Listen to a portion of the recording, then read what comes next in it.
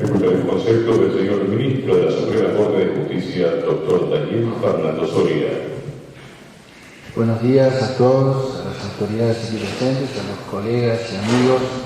La verdad que estar en la presentación de un tema que me es absolutamente ajeno me incomoda un poco, pero he estado estudiando en los últimos tiempos historia de este código, he visto algunos personajes afines, amigos, colegas que han trabajado arduamente sobre el punto.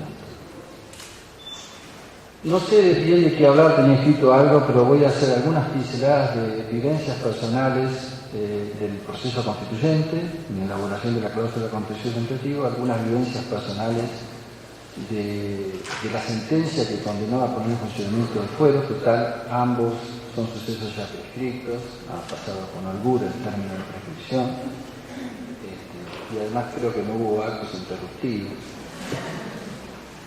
Y finalmente, en esta muy breve exposición, que no pretende ser ninguna conferencia, ni una ponencia, ni mucho menos, es un tema que hemos transitado tantas veces que a veces cansa. Es una relación afectiva como los matrimonios largos. Uno se cansa, vuelve el amor, está en ese consenso o disenso dialéctico con la pareja. Bueno, no me he casado afortunadamente con el contencioso, tengo un concubinato más o menos clandestino, y afortunadamente en los últimos tiempos me dedico más a la literatura, que es mucho más saludable. ¿Qué pasaba en aquel momento en la Convención Constituyente? Yo recuerdo una reunión en la comisión redactora de las cláusulas constitucionales. La ventaja de todo el capítulo reformador del Poder Judicial era que esas reformas, a diferencia de, por ejemplo, la reelección del gobernador, que era el hit de la Convención, o la cláusula de nuevos derechos, u otros capítulos, requerían los 2/3 de los integrantes del cuerpo. Y por la especial configuración y dispersión de la representación de los 4 bloques en la Convención, era imposible que las minorías, la segunda, tercera y cuarta minoría por sí se coaligaran para reformar la justicia, y era imposible que la mayoría con una sola de las minorías lo hiciera, con lo cual los 2/3 requerían forzosamente el consenso. Y allí que la reforma judicial fue producto absoluto del consenso de todos los bloques, desde el Modín, por aquel entonces, hasta el Frepaso. Digamos, los sectores aparentemente más antitéticos del pentagrama político por aquel entonces coordinaron sus posiciones, se dieron y acordaron, entre otras, la reforma del Congreso. En esa reunión, quien era secretario de Hacienda, actualmente diputado electo por la provincia de Buenos Aires y por La Plata, Jorge Sargini, que estaba bastante asustado, como todos los representantes del Poder Público, como la Corte, que no quería defender su competencia, como la Fiscalía de Estado, como los intendentes. Todo el mundo hablaba de la crisis de gobernabilidad que iba a poner en jaque el sistema de contencioso. Sargini dijo, bueno, ya que van a aprobarla, démonos tiempo para aprobarla. Y puso la fecha que parecía muy distante, de octubre de 1997. Me dijo, 1 año no, 2 años no, bueno, 3 años, mucho más para poner en funcionamiento un fuero que se pensaba iba a ser pequeño, iba a ser no muy extenso en los requerimientos de gasto. Evidentemente 3 años eran suficientes. Bueno, pasó lo que pasó, se demoró el funcionamiento de la legislación y hubo que resolver la cuestión a través de un proceso que el propio Colegio de Abogados de provincia inicia para remediar la omisión inconstitucional en la puesta en funcionamiento del fuero y del código. Ahora no es eso. Por ahí algunos micrófonos, se ha hablado mucho de responsabilidad del Estado.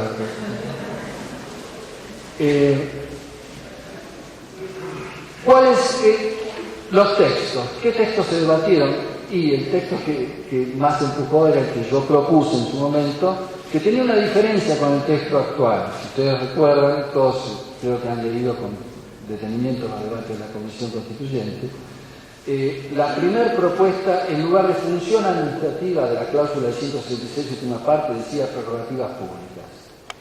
Yo la verdad sigo convencido de que era más claro el texto que se votó finalmente, de función administrativa, problema más amplio, el de prerrogativas públicas. Hubiese preferido esto. De esa manera, algunos de los problemas que luego se suscitaron, por ejemplo, de competencia, por ejemplo, en materia de responsabilidad de Estado por el error judicial, claramente no es función administrativa, algunos pensamos que el legislador puede modelar esta materia, tiene un margen de maniobra en la configuración del fuero que permite incluir dentro del contencioso aspectos que no sean casos jurídico-administrativos de función administrativa, sino casos jurídico-públicos, por ejemplo, la responsabilidad de Estado por error judicial o por irregular funcionamiento del servicio de justicia. Evidentemente, una posición más ortodoxamente ceñida al texto de la cláusula que predica la función administrativa desplaza de la competencia del fuero contencioso administrativo la responsabilidad en este capítulo y la confinaría a los jueces de derecho común. Pero por eso sigo pensando que quizás hubiese sido mejor utilizar la expresión prerrogativas públicas. De todos modos, el producto que finalmente salió, bienvenido fue, y creo que ha fructificado y ha alumbrado un proceso de codificación y de regulación de la materia y de jurisprudencia por parte de los jueces del fuero muy valioso. En el segundo capítulo se presenta cuando se suscita la demora, la dilación. Ustedes recuerdan, habían jueces de primera instancia designados y no podían tomar posesión de sus cargos. Había una gran presión para que se solucionara el problema. Y la disyuntiva que algunos presentaban o proponían era que, que se los pudiera hacer tomar posesión de cargo y que el fuero se integrase en la segunda instancia, que estaba incompleta porque las ternas no estaban aprobadas por el Poder Ejecutivo ni habían sido remitidos los pliegos al Senado, con la subrogación de los jueces de cámaras civiles. Pero el problema que tenía esa solución, que la hacía inviable, era que en el consenso constitucional, en la Convención Constituyente, se pactó una cosa: que el fuero futuro contencioso administrativo surgiera del mecanismo de selección de los jueces del artículo 175 actual, es decir, por el Consejo de la Magistratura. A diferencia de los otros jueces, que podían seguir siendo designados con el régimen anterior, proposición del Poder Ejecutivo con acuerdo senatorial, en este caso, dada la cualificación institucional del fuero, la implicación incluso política en el sentido arquitectónico de la expresión, era indispensable que el futuro fuero se conformase por medio de esta vía que aseguraba en principio o garantiza, si la mayoría del Consejo de la Magistratura actúa conforme a derecho, que a veces ocurre, no siempre, por lo menos fundando las ternas, evaluando méritos, etc. Si esto ocurriese, era un sistema preferible para inaugurar el fuero con jueces cuyos méritos pudieran demostrarse en concursos públicos. Por esa razón se incluyó el artículo 217, segundo párrafo de la Constitución, como cláusula transitoria, que decía esto mismo que les acabo de explicar. Los jueces anteriores podían seguir siendo designados con el sistema de libre elección y los jueces del contencioso administrativo solo podían ser designados una vez conformado el Consejo de la Magistratura, que tardó bastante en conformarse, se empezó a funcionar en el año 1998, lo cual demoró por efecto indirecto la puesta en marcha del sistema. De allí que la condena, en ese caso del Colegio de Abogados de Provincia contra la provincia de Buenos Aires, para reparar la omisión fue una condena en cascada. En esto también hubo posiciones de mayoría y minoría. La posición que yo propuse prevaleció y condenaba primero a que en 30 días el Poder Ejecutivo eligiera dentro de la terna a los camaristas que tenía pendiente de hacer. Segundo, que el Senado se pronunciase también en un plazo perentorio sobre el mérito de los pliegos remitidos y que el Poder Ejecutivo designase también en un plazo perentorio. Citando en apoyo de fundamento normativo de estas determinaciones, de estos mandatos, el artículo 3 de la Constitución, que establece la fuerza normativa de ella respecto de todas las autoridades. Hubiese sido un problema tratar de forzar esa fuerza normativa frente a un incumplimiento, pero esa es una película que no se suscitó.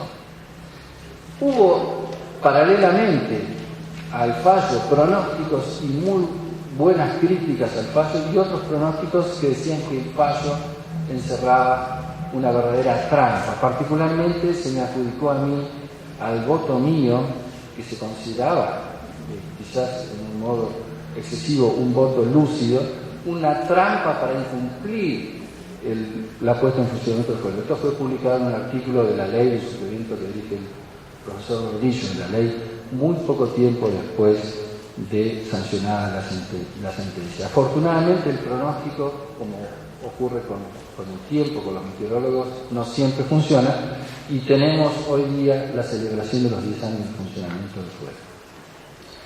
Todo lo demás es bien conocido, la jurisprudencia adaptativa que se dio, la idea de mandabilidad directa, la inauguración del capítulo cautelar por vía jurisprudencial en los precedentes Rizzo Patrón, Trey, en Suárez, la configuración de las pretensiones en el periodo de tránsito entre la aplicabilidad directa de la cláusula constitucional consagrada en el caso de Consorcio de Gestión del Puerto de Bahía Blanca y la ausencia de una codificación, periodo muy rico en el cual la Corte pudo echar mano de la cláusula constitucional, del capítulo del Código Procesal Civil y Comercial, y luego a través del BES de las normas compatibles con el sistema anterior del nuevo Código Procesal Administrativo.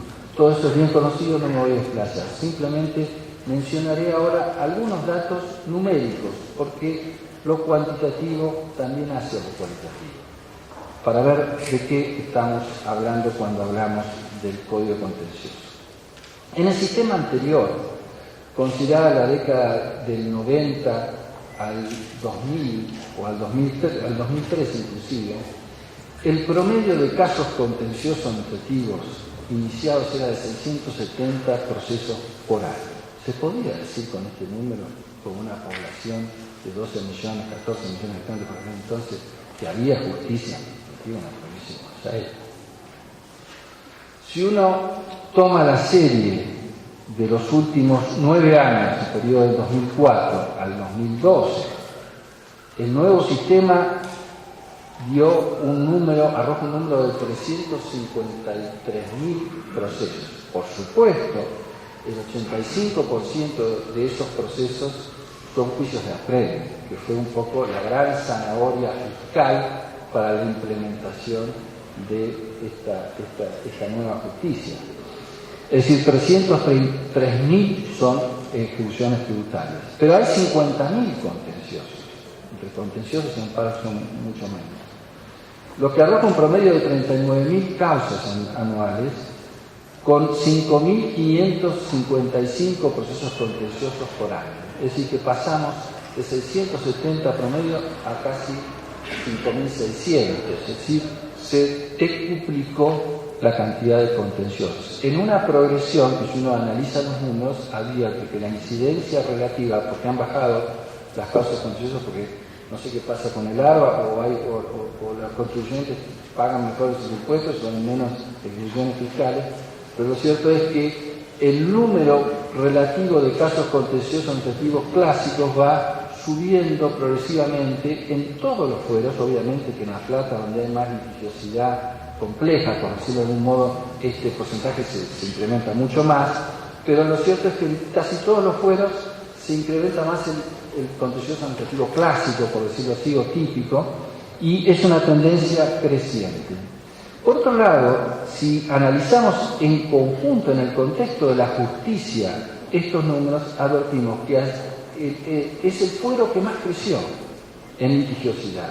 El fuero de familia solo se multiplicó por 2 y fracción en un periodo de 10 años. El fuero civil por 1.3 en 10 años. En las causas asignadas a los juzgados correccionales se mantienen constantes en alrededor de 22.000 a 25.000 por año. Y las causas de los tribunales orales han decrecido en lo criminal. Por muchos factores, porque hubo reformas procesales, hay muchos procesos abreviados, hay soluciones de fragancia que se resuelven en el juzgado de garantía. Hay una serie de factores, pero en términos de volumen de litigiosidad, lo que estamos advirtiendo es un fenómeno quizás insospechado en el año 94 y en el año 97 de un crecimiento muy importante de los casos administrativos, que pueden ser algunos, como aquí se dijo, manifestación del control de legalidad, pero creo que obviamente el contencioso de posiciones subjetivas, plural, amplio, que ofrece la cláusula constitucional, que pese a la reforma del derecho civil 101 mantiene con sus más y con sus menos el esquema de la codificación, amplía la idea del control de legalidad. No es un contencioso de posiciones objetivas de confrontación como el excès de pouvoir de la legalidad con el acto administrativo. Tiene que ver con una constelación de conflictos mucho mayor, que en perspectiva macro esos conflictos, incluso los de responsabilidad estatal, suponen un ejercicio macro de control, pero no es el control de legalidad del acto, como el proceso administrativo tampoco es, como decía Laferrière en el siglo XIX, un proceso al acto, ha dejado de ser esto. Pero vuelvo a los números. La dotación de personal de este fuero, que es el que más expandido en el universo judicial de la provincia de Buenos Aires, es expuesta. Estamos con una plantilla de alrededor de 288 agentes y funcionarios jueces en la primera instancia y 74 en las cámaras de apelaciones. Este es un fuero económico, racionalizado, que nació serio desde su concepción y que por eso funciona con seriedad. Aquí estoy viendo probablemente uno de los ejemplos de la seriedad, la menciono porque es una jueza que ya se ha retirado, pero es un ejemplo de lo que es el modelo de justicia administrativa, por lo menos para mí, que es Cristina Loga, jueza de primera instancia, ecuánime, seria, que ha fundado todas sus decisiones, las que gustaron y las que no gustaron. Bueno, ese modelo es el producto de la selección por el Consejo de la Magistratura de Jueces, es el modelo que es el producto de una norma pensada, deliberada en su puño constitucional, desde la comisión que elaboró la propuesta de reforma, y de los legisladores que trataron con buen tino esta iniciativa, que no la deformaron, pese a que la primera versión incorporó el exótico Tribunal de Casación Contencioso Administrativo. Esta anomalía que lamentablemente subsiste en el fuero penal, fue afortunadamente desmantelada en el proceso deliberativo posterior. Entonces, los números nos indican algo. Yo todavía no estudié muy bien qué significa ese algo, pero creo que es algo relevante en todo caso. Las perspectivas. ¿Qué es lo que nos faltaría? Obviamente, cuando hay un proceso medianamente amplio para debatir, los problemas que se presentan ya no son tanto jurídico-procesales sino materiales. Y lo que tenemos que tratar de trabajar mejor son las instituciones materiales.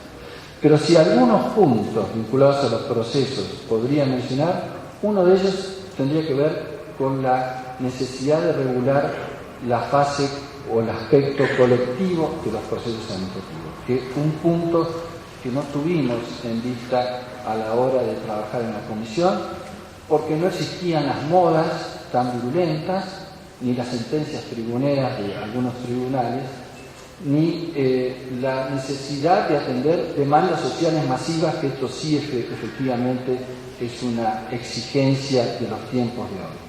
Los problemas de los derechos sociales cualificados estructurales, el problema de acceso a un barrio urbanizado, a la vivienda digna o asequible, los problemas vinculados al urbanismo y al medio ambiente deben ser tratados no por la vía del amparo, que es un proceso que, si se cumplían los términos legales, sería absolutamente ineficaz para la tutela de los derechos colectivos o de incidencia colectiva en general, sino por un proceso complejo, con etapas variables, con expertos técnicos que colaboren, como ocurrió con algunas sentencias memorables, como alguna de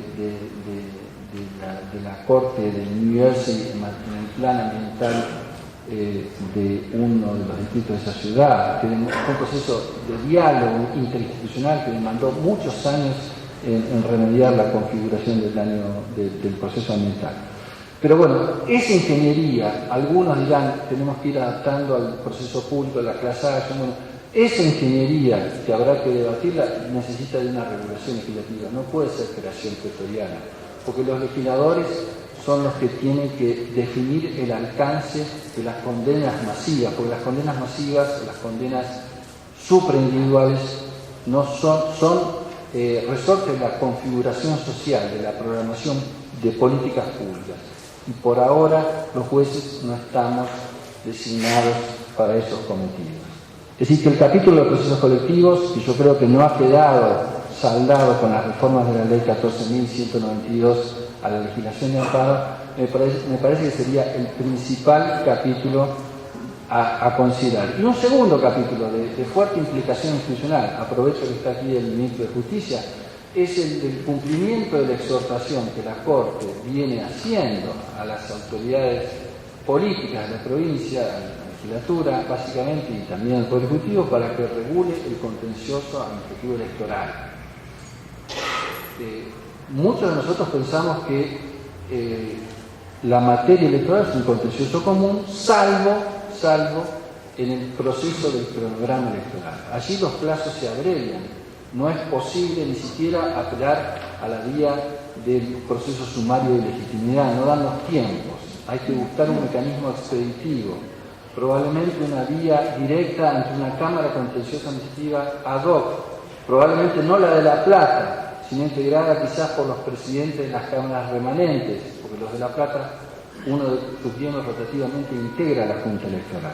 Entonces, allí hay que buscar una vía muy abreviada de contencioso electoral que va a generar más litigiosidad a medida que, como nosotros entendemos, se le exija a la Junta Electoral la fundamentación de sus decisiones, como lo hemos dispuesto recientemente en el precedente marco de este año, para que la Junta Electoral juridice su actuación, y a medida que juridiza su actuación se expande naturalmente la litigiosidad, porque hay más cosas que discutir. Es muy difícil discutir un UCASE. Es mucho más fácil controvertir una decisión explicitada. Este contencioso electoral tendrá que sortear los problemas temporales que requiere el cumplimiento del cronograma, pero debe satisfacer a la vez, en un balance de compleja resolución, la tutela judicial efectiva de los aspirantes a las postulaciones legislativas. En definitiva, no pretendo hacer un balance con esto. Creo que el contencioso, en términos generales, esto lo van a decir los expositores, funciona bastante bien. Sus protagonistas dan la talla con sus estilos, con sus personalidades. Los jueces me parece que son todos probos, en su mayoría muy cualificados, honestos. Los problemas de estilos los resolverán a veces el diván y a veces la crítica jurídica, pero en definitiva tenemos un fuero que podemos considerar que ha sobrepasado las expectativas que teníamos en el año 1994, cuando diseñamos el texto que hoy es esta última cláusula del 166 de la Constitución.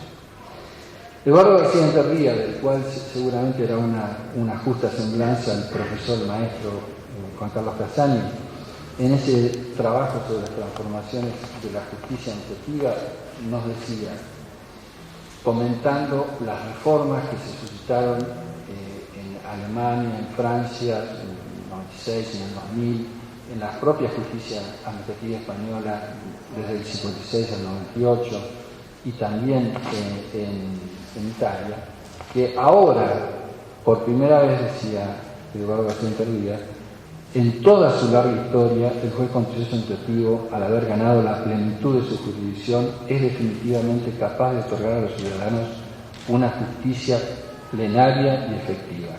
Creo que algo de eso hoy podemos decir que está pasando en la provincia de Buenos Aires. Muchas gracias.